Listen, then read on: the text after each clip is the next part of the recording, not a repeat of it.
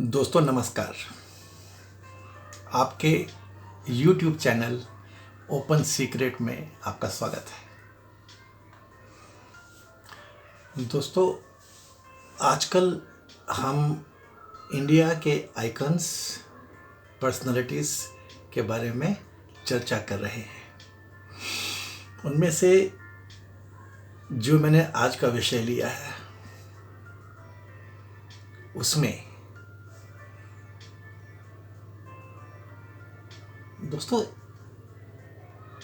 एक लड़का जिस पेड़ की डाल पे बैठा है उसी को काट रहा है। यह एक भारत का विश्व प्रसिद्ध चित्र है। क्या आप भारत के इस सपूत का नाम जानते हैं? क्या आप इस महान विभूति की कहानी जानते हैं? आप में से बहुत कोई जानते होंगे।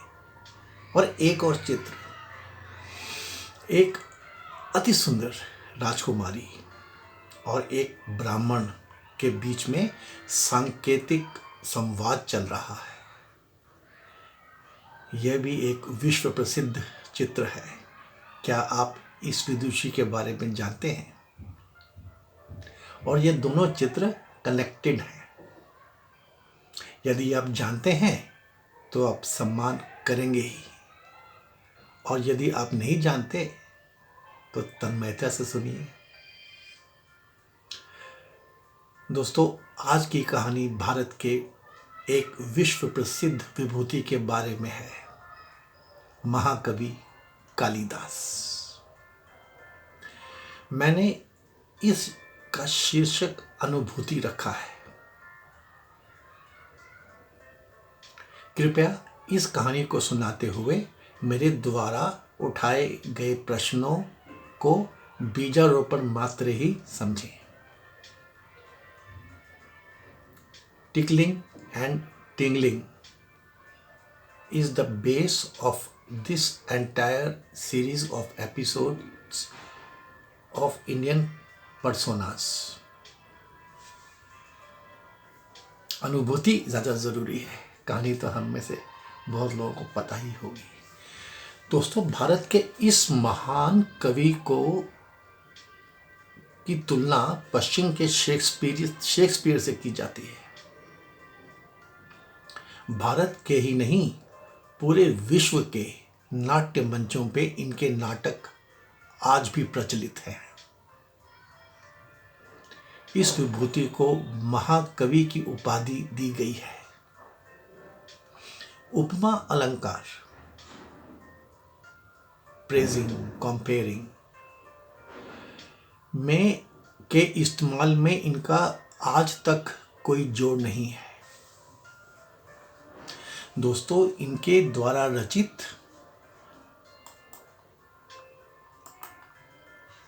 मेघदूतम, कुमार संभवम, रघुवंशम, अभिज्ञान शकुंतलम,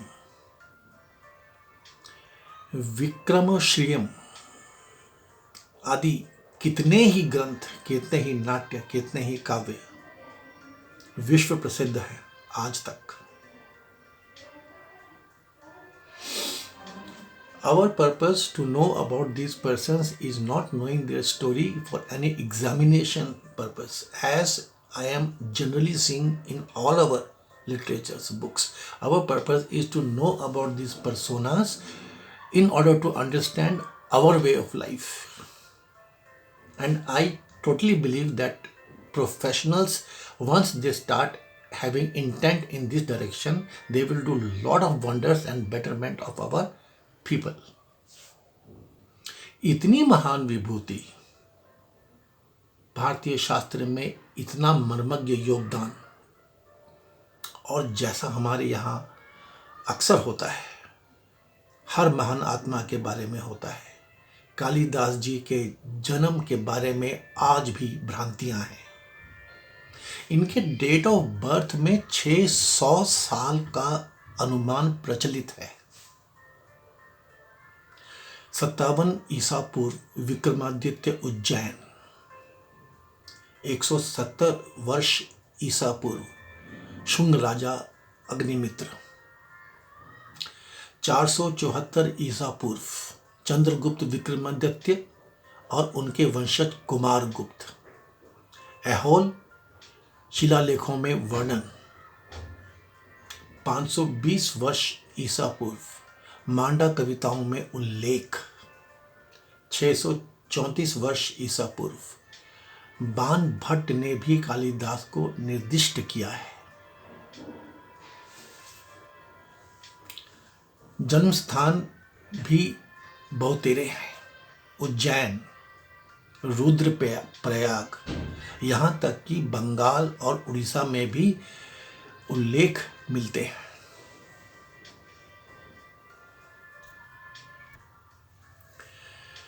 दोस्तों, दुख और आश्चर्य इस बात का है कि भारत के इतने महान कवि की जन्म तिथि या जन्म स्थान के बारे में अभी तक आज तक कोई एक मत नहीं है।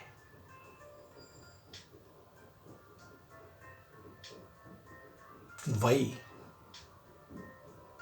What our longest continuing civilization, what our historians, what our entire bhakti movement, what our sages of present times have done. Why? तो एक तो ये समझने वाली बात है कि वाई इट इज सो, और दूसरा इसको ठीक करने वाली बात भी है। These are the challenges, forthcoming challenges for all of us professionals. या हम ऐसे ही जिएंगे और इस इंफॉर्मेशन को और करप्ट कर दिया जाएगा। चलिए कालिदास जी की कहानी को आगे बढ़ाता हूं। दोस्तों, जितना हो सके अनुभूति की यात्रा पर रहिए। विद्योत्तमा एक राजकुमारी थी। एक राजा शारदानंद की पुत्री थी। बेहद अत्यंत सुंदरी थी और शास्त्र की ज्ञाता थी। रूप, ज्ञान और यौवन पे घमंड भी रखती थी। प्रण लिया हुआ था कि विवाह उसी से करूंगी जो शास्त्र में मुझे हराएगा। कितने ही ब्राह्मण और पंडित आए, कोई उससे जीत न पाया। विद्योत्तमा सुंदर इतनी थी, कितने ही राजकुमार आए और हार के लौट गए। बात चिढ़, ईर्ष्या दूर दूर तक फैल गई। कुछ लज्जित हुए विद्वानों ने कुचक्र सजाया, इस चाह से कि अब तो विद्योत्तमा का विवाह एक महामूर्ख से ही करवाना है। गांव शहर में खोज के बाद उन्हें जंगल में वो युवक मिला जो उसी डाल को काट रहा था जिस पे वो बैठा था। समझा के, फुसला के तैयार कर लिया गया।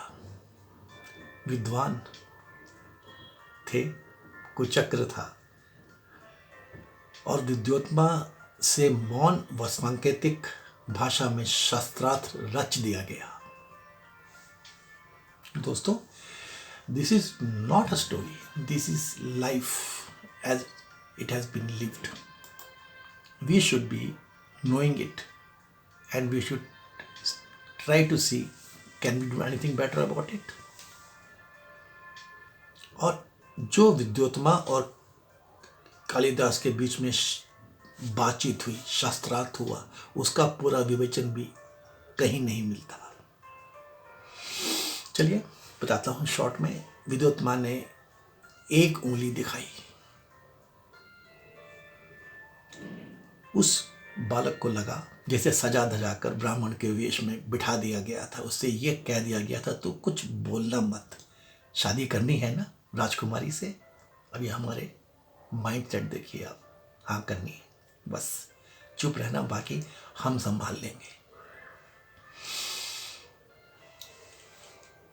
उसको लगा कि ये कह रही है मैं तुम्हारी एक आंख फोड़ दूंगी। बस गांव वाला बालक था, उसने 2 उंगलियां दिखा दी, मैं तो तुम्हारी दोनों आंखें फोड़ दूंगा।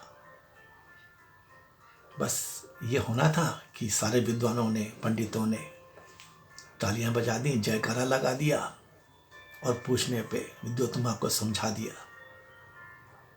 आप कह रही हैं ब्रह्म एक है, परंतु महाराज जी कह रहे हैं ब्रह्मा और जीव 2 हैं और ये मिलके ही सृष्टि की रचना करते हैं। बात सही थी। विद्योत्तमा ने 5 उंगलियां दिखाई, पूरा हाथ दिखाया। अब की बार बालक को लगा कि ये कह रही है तुम्हें थप्पड़ मार दूंगी। उसने 5 उंगलियां जोड़ के मुट्ठी बना के घूंसा दिखा दिया, मैं तो तुम्हें घूंसा मार दूंगा। फिर वही जयकारा, विद्वानों ने फिर समझा दिया। आप कहती हैं सेंसिस, इंद्रियां, ज्ञानेंद्रियां 5 हैं, स्वामी जी कहते हैं 5 मिलके मन और बुद्धि के साथ मिलके ही तो अस्तित्व का निर्माण करते हैं। बड़ी बात थी। विद्योत्तमा ने जीवा बाहर करके दिखाई। बालक को लगा कह रही है तुम्हारी जीभ नोच लूंगी। उसने अपने मुंह पे हाथ रख लिया। फिर वही जयकारा और समझा दिया गया। आप कह रही हैं कि चुप रहना चाहिए और स्वामी जी कह रहे हैं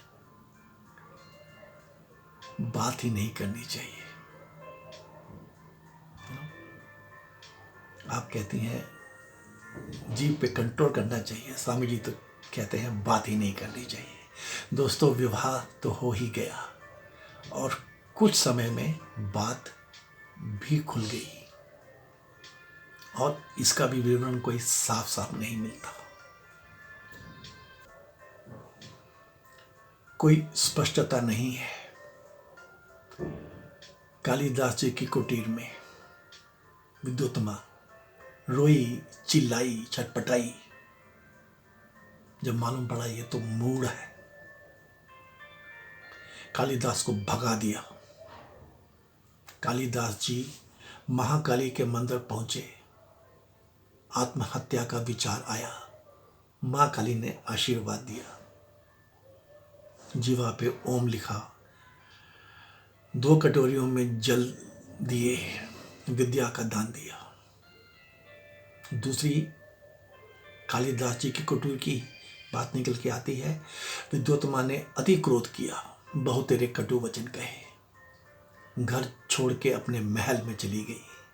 कालिदास बदहवास से मां काली के मंदिर में पहुंच गए और त्रिशूल से अपनी जीवा काट ली। और विचार मिलते हैं कि अब ये विद्योत्तमा के महल की बातें हैं। बहुत गुस्सा हुई, छत से नीचे फेंक दिया कालिदास जी को। नीचे मां काली का मंदिर था। कालिदास जी लहूलुहान हो गए थे, काली के चरणों में जा गिरे। एक और विवरण मिलता है, बहुत कोसा, बेइज्जत किया और घर से निकाल दिया। कालिदास जी बहुत लज्जित हुए, दरिया में जाके बह जाने का ख्याल बनाया। और एक कहानी और मिलती है।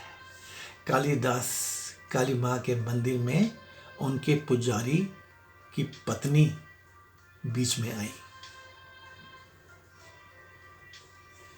इधर कुछ देर हो ही गई थी।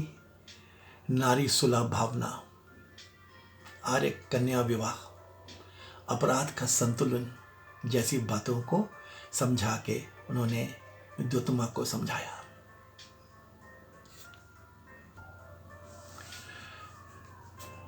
कालिदास जी को शिक्षा के लिए भेज दिया गया, ऐसा कुछ आता है। अब ये समझ नहीं आता कि काशी गए कि रुद्र प्रयाग गए, परंतु कुछ नहीं, कोई बात नहीं। संस्कृत भाषा, व्याकरण, वेद, दर्शन, वेदांत की गूढ़ विद्या गहन की। और कालिदास जी जब वापस आए तो विद्योत्तमा द्वारा कहे गए पहले 3 शब्दों पे ही 3 महाकाव्य रच डाले।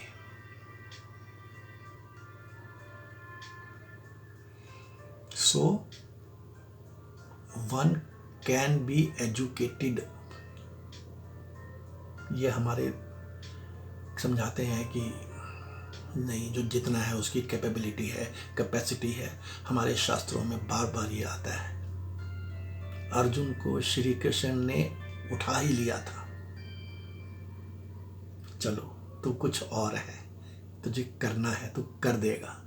तो हमारी एजुकेशन ने कालिदास जी को बना ही दिया। 3 शास्त्र महाकाव्य पहले 3 वर्ड्स के ऊपर रच डाले, परंतु गृहस्थ जीवन में विद्योत्मा क्या घृणा के पात्र ही बने रहे। यह भी एक समझने वाली बात है प्रोफेशनल्स को। ये है लाइफ। इसके बाद में विचार या टॉपिक्स बाद में कवर करेंगे। कालिदास जी राजा के दरबार में राज कवि हुए, राजा के प्रिय हुए, देश विदेश में ख्याति हुई, फिर अहंकार हुआ। अब अहंकार देखिए कालिदास जी का। मां काली की वंदना में उनके मुखमंडल, नेत्रों, होठों तक का वर्णन कर डाला। अपनी भाषा के अज्ञान से ऐसा अंधकार छाया कि मां के वक्षस्थल और जंघा पे तिल तक की व्याख्याएं व उपमाएं कर डाली। बहुत जगहसाई हुई, कोई चर्म रोग भी हो गया। घर की तो कंडीशंस ऐसी थी कि विद्योत्मा ने श्राप दे दिया, किसी स्त्री के कारण ही तेरी मृत्यु होगी। ओके। परंतु महाकाली के स्नेह व दया की भी क्या कहें। एक बार कालिदास जी जा रहे थे, भूखे थे, प्यासे थे, दोपहर का वक्त था। एक कुटीर पे दरवाजा खटखटाया। माँ, मुझे पानी पिला दो। अंदर से एक स्त्री की आवाज आई। कौन है? कालिदास जी ने कहा, मैं मेहमान हूं, अतिथि हूं। तो स्त्री अंदर से हंसती हुई बोली, अतिथि तो सिर्फ जवानी और मकान ही होते हैं, कुछ भी कहो चले ही जाते हैं। इधर कालिदास जी की प्यास बढ़ती जा रही थी। मां, मैं सहनशील हूं। अंदर से हंसी वो स्त्री। सहनशील तो वृक्ष और धरती माता ही है, कुछ भी करो केवल देते ही हैं। कालिदास जी को तो मूर्छा हो जाने का वक्त आ गया था। मां, मैं हठी हूं। हठी तो नख, नाखून और बाल होते हैं, जितना भी काटो लंबे होते रहते हैं। बातें, ज्ञान भी है और बातें भी है। मां, मैं मूर्ख हूं, मूढ़ हूं। I am a fool, I do not know anything.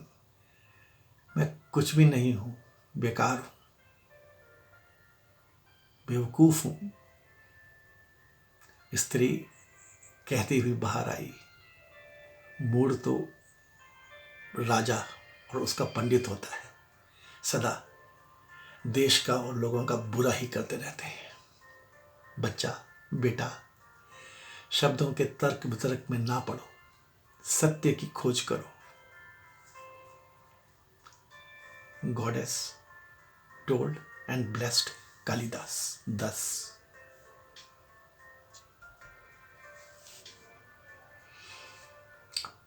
अब कालिदास जी के पूजा की अति हुई।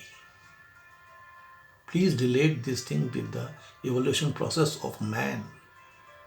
Things will be obvious to you, but you have to start. जब कालिदास जी की जग हसाई चल रही थी, तब एक बार श्रीलंका का राजा कुमारदासा ने उनकी बेइज्जती कर दी थी। अब कुमारदास को भी अपनी भूल पे बहुत पछतावा था। कुमारदासा ने एक किताब लिखी थी, जानकी हरण। वो पुस्तक उसने कालिदास जी को भेजी और अपने यहाँ निमंत्रण दिया।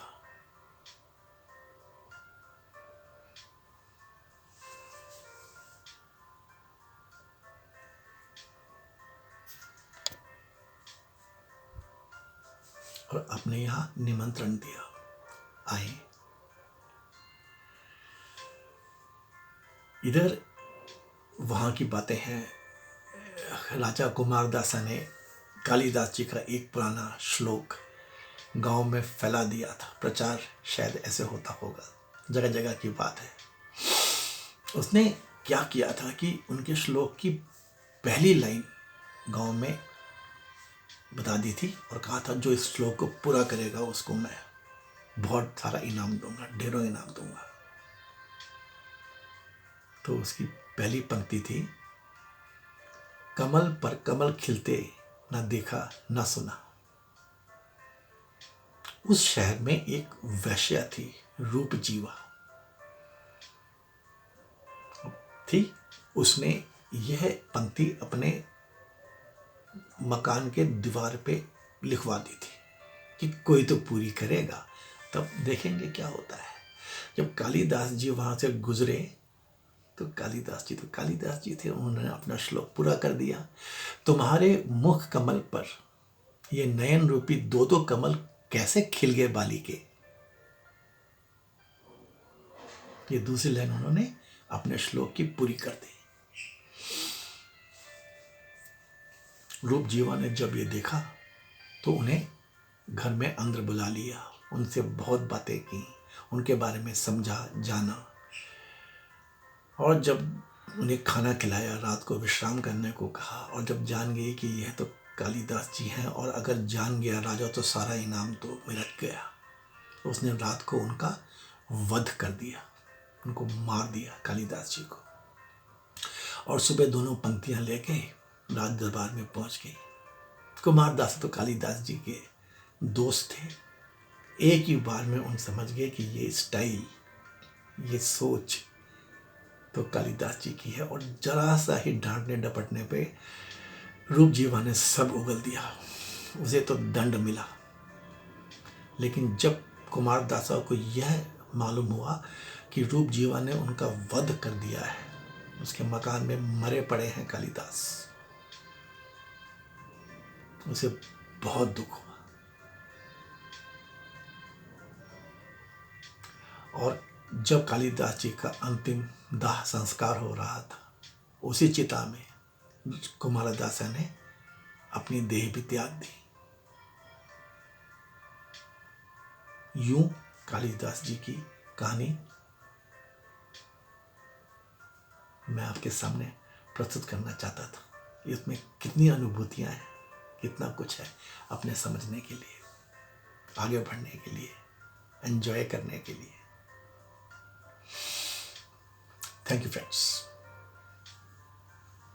Please like, please share, please subscribe and press the bell button for notifications to reach you. हमारा विस्तार कीजिए।